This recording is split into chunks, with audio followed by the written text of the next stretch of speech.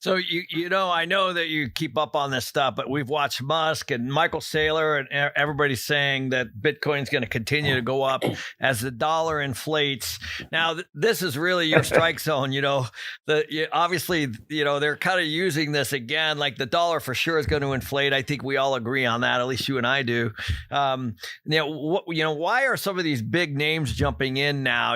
We're seeing obviously MicroStrategy with Michael Saylor. We see Musk with Tesla, and but remember, that's hardly anybody. Yeah, there's Michael Saylor. Yeah, there's Elon Musk. But what percent of the S&P 500, CEOs are into Bitcoin? I mean, maybe it's just those two guys. I mean, you have a little bit with Square and Twitter. Jack Dorsey's controlling both companies, so I can throw him in there. But, Square is utilizing Bitcoin to some extent. So, I mean, there's a reason that they might be talking about it. But you're talking about a very small but highly vocal minority. So when you say everybody's talking about it, they're not. I mean, a lot of people are talking about it, but they're not buying it. The only ones that are buying it are, the Elon Musks and the Michael Saylors. But, of course, once these guys buy it, they can't stop talking about it because they have to keep talking about it because they got to talk it up. They've got to get more people to buy because there is no actual use case for Bitcoin. There's no real market for it like there is for gold. The only market is people who think the price is going to go up. And the only way the price will go up is if more people buy.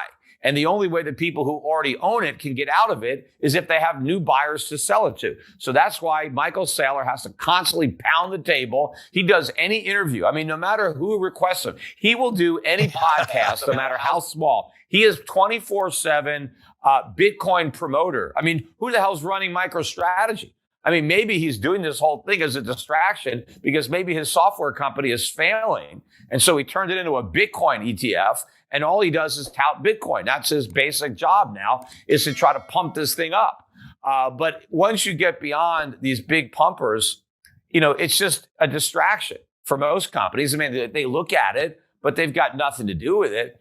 And to answer your question about will it be an inflation hedge? No, I don't think it's an inflation hedge at all. I mean, I think people are marketing it as a hedge against inflation. But the reason gold is a hedge against inflation or anything like real estate or something like that is that those are real things. And so when you print more paper, right, now the price of all the things that you buy with paper goes up, right? And commodities are usually some of the most, the first reactors. You print more money and now food gets more expensive or energy gets more expensive. But when you have gold, you're owning one of those commodities that is going to go up in price with inflation. As you print more money, you need more money to buy gold. You need more money to buy a house. You need more money to buy oil or wheat or copper or anything. So gold is an inflation hedge because it gets you out of paper into something real that has some kind of relationship to all the other commodities or other assets.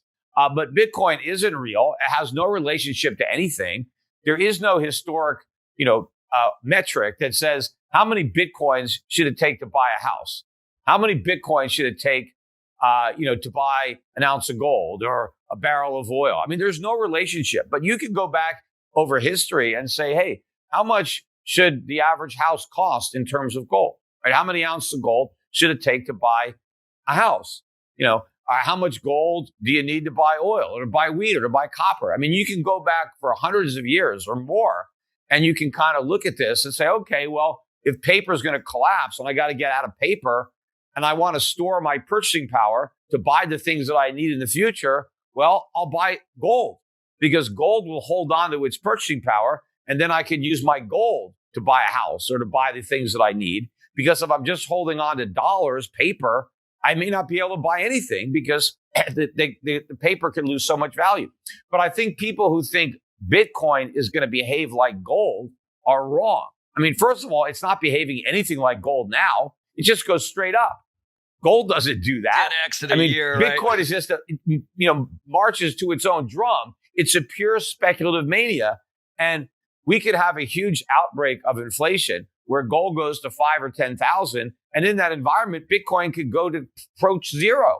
I mean, it's got no relationship to anything other than its own speculative mania. And as soon as the buying dries up, this whole thing is going to collapse, regardless of what's happening to inflation, the dollar, gold, or anything else. So, Peter, we just got done hammering Bitcoin, and I clearly, I'm very clear on how you feel about it. So let's talk about a potential crash, because a lot of people are saying the crash is impossible. And, I know you study this. Yeah, I mean, I really love your videos, and obviously you're an economist, so you look at things very differently. What do you say to those people? Well, first of all, clearly a Bitcoin crash is not only impossible or not impossible, it's highly probable, because Bitcoin has already crashed many, many times in its 10-year existence. I mean, you look at how many times the price of Bitcoin has collapsed by 70, 80, 90% or more. I mean, it's probably at least a dozen, maybe more. I'm not really sure. So it has a history of crashing. So I don't know why anybody in Bitcoin would say it can't crash. It's just that up until now, every time it's crashed, it's come back, right? So a lot of people are very complacent. They recognize that Bitcoin can crash at any moment because obviously it's done it so many times in the past. But what they also expect to happen is that after it crashes, it comes back and makes a new high, because that's what it's done every time. But just because it's done that in the past, there is no guarantee that it's going to do that in the future. One of these days, Bitcoin is going to crash and it ain't going to come back, except you don't know which crash is the last and which crash is just another one in the cycle. And nobody will know for sure until probably many years into the future, looking back at the whole thing. And that is the big problem for these Bitcoin hodlers, right? The guys that are holding on and never sell, because they're so confident that every crash will recover. What happens when you have the last crash? And it never recovers. They just hold and hope indefinitely. And then at some point, they keep throwing more good money after bad, expecting Bitcoin to recover. And it just keeps making new lows until they've lost all of their money. So I think a lot of people are going to be completely wiped out with Bitcoin, because they're just going to make the false assumption that just because Bitcoin has recovered from prior crashes, it's going to recover from every crash. Because at some point, it's going to crash for the last time, and it's just going to keep on falling. Right. So let's talk a little bit about, the governments, right? Because they've been kind of sitting back and watching this. And I know, I think you probably saw that China created its own digital currency. It just came out this week. And, they now have a cyber, is it yuan? Is that how they say it? Yuan, I believe. Yeah, the yuan. Yeah. So they now have a cyber yuan, and the Fed is all over this issue. What do you see coming down the road, as some of these governments try to, get back some of this control?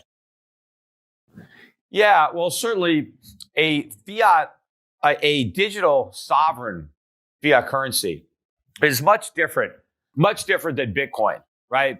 So the digital yuan will basically be one for one at all times with the paper yuan.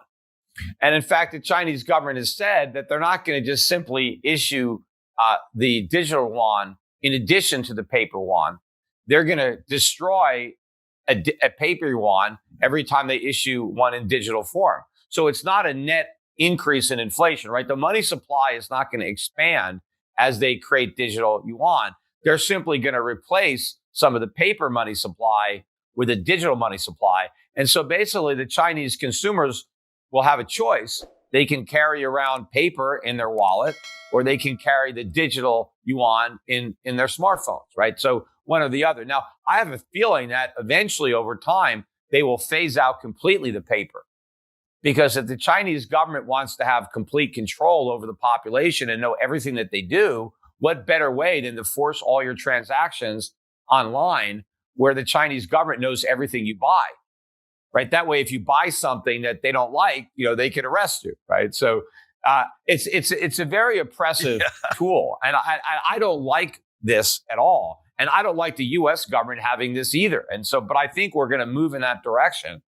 But I do think that a digital yuan will be very attractive for people around the world to own, because it'll be much easier. Like if you wanted to buy paper yuan right now, what are you going to do? Go to a bank? I mean, how many U.S. banks can you go into and buy yuan? I mean, probably none, right? But if you could just go online and buy yourself some digital yuan at the prevailing exchange rate, I think that could be a real alternative, much better than Bitcoin, because the digital yuan would be very stable. Yuan is a very stable currency. If you look at it, it's pretty, it doesn't vary very much day to day. It's a lot of stability there. I think long term, it's a much better store of value than the dollar. But I think it could really elevate the yuan to be a more international currency to the extent that people anywhere in the world can decide they want to save Chinese yuan instead of their local currency.